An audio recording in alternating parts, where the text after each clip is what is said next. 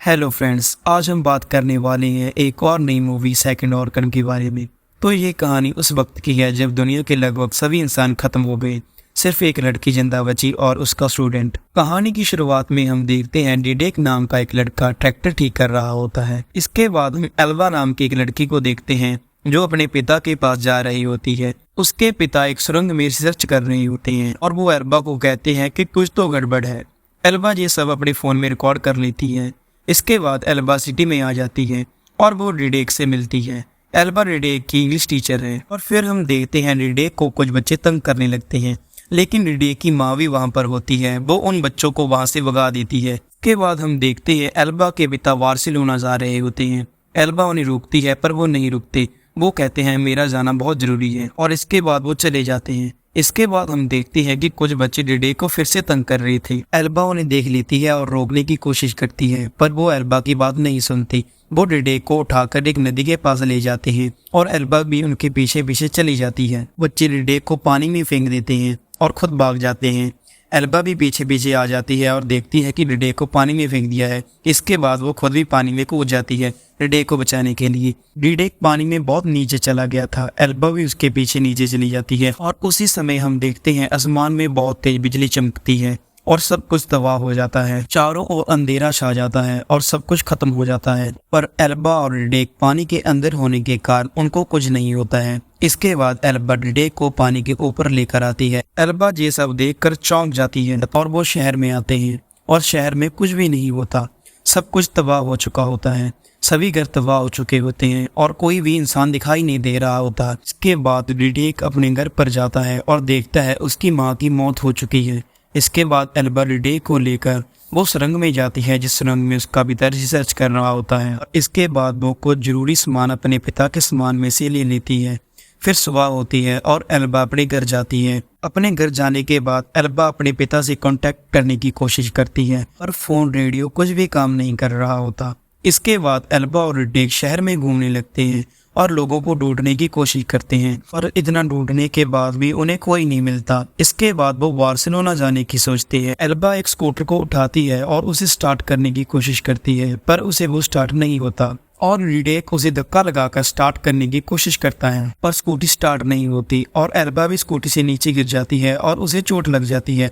इसके बाद वो घर आते हैं और एल्बा घर आकर अपने जख्म को साफ करती है और उस पर पट्टी करती है। एल्बा और डिडेक के साथ जो कुछ भी हो रहा था एल्बा वो सब अपने फोन में रिकॉर्ड कर रही थी। इसके बाद हम देखते हैं एल्बा सो रही होती है और डिडेक उसके पास आता है और उसका जख्म देखता है। वो देखता है एल्बा की तबीयत अब ठीक नहीं है, उसको इन्फेक्शन हो चुका है। एल्बा की तबीयत बहुत खराब हो रही थी। इसके बाद डिडेक रात को जाता है और एल्बा के लिए दवाई लेकर आता है और डिडेक एल्बा को दवाई दे देता है। इसके बाद वो गैरेज में जाता है और ट्रैक्टर को देखता है।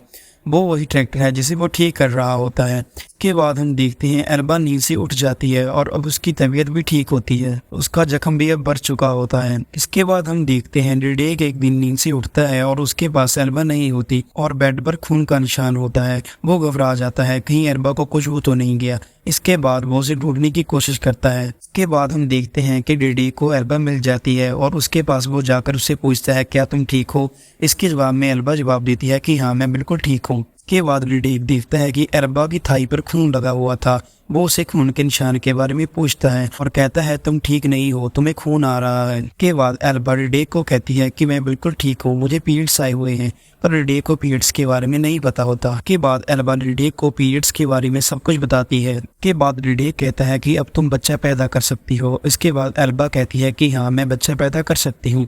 इसके बाद डिडेक एल्बा को कहता है क्या तुम्हें बच्चा चाहिए, तो एल्बा ये बात को मान देती है। के बाद हम देखते हैं कई महीने बीत जाते हैं और अब वो अपने आप सब्जी और खाने की चीजें उगाने लग गए थे और अपना गुजारा करने लग गई और ऐसे ही धीरे धीरे समय बीतता गया और कई साल बीत गए।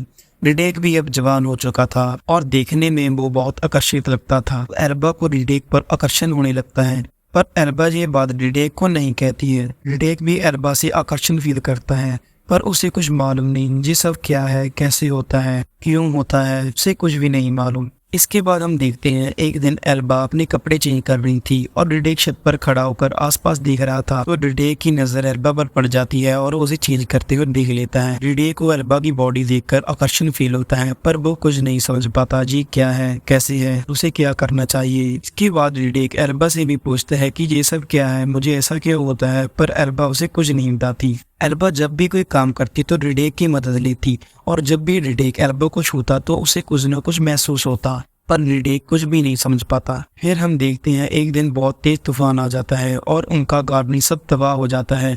इसके बाद वो दोनों बार्सिलोना जाने का प्लान करते हैं। इसके बाद हम देखते हैं कि रिडेक उस ट्रैक्टर को ठीक कर लेता है और उसे एल्बा के पास लेकर आता है। एल्बा उसे देखकर बहुत खुश हो जाती है। इसके बाद वो दोनों बार्सिलोना के लिए चल पड़ते हैं। बार्सिलोना जाने के बाद वो आसपास लोगों को ढूंढने की कोशिश करते हैं। एल्बा भी अपने पिता से कांटेक्ट करने की कोशिश करती है, पर उनसे कोई कांटेक्ट नहीं हो पाता। वो नाराज हो जाती है। सभी जगह देखने के बाद रिडेक और एल्बा एक स्टेडियम में जाते हैं और फिर रिडेक को स्टेडियम में खेलने लगता है और एल्बा जी सब कुछ अपने फोन में रिकॉर्ड कर रही होती है और रिडेक को चीयर करने लगती है।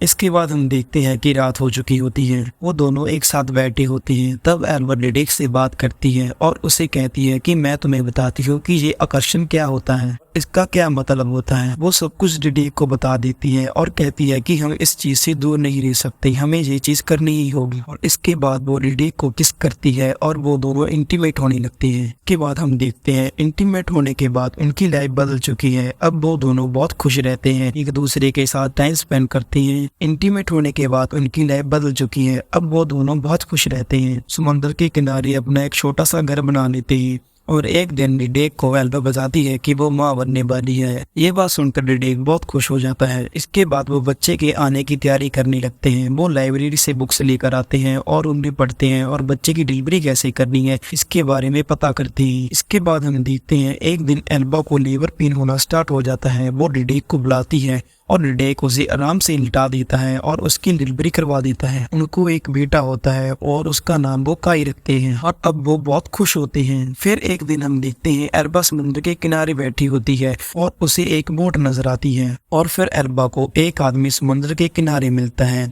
एल्बा और रिडेक उसे अपने घर पर लेकर आते हैं और उससे बातें करते हैं। उसका नाम सर्गी होता है। वो उनसे बातें करता है और बताता है कि उसे लगता था कि मैं अकेला ही इंसान अब इस धरती पर बचा हूँ। वो बताता है कि मैं एक आइलैंड पर रहता था और वो बताता है कि वो हर रोज अपनी बोट को लेकर इंसानों को ढूंढने के लिए निकलता था।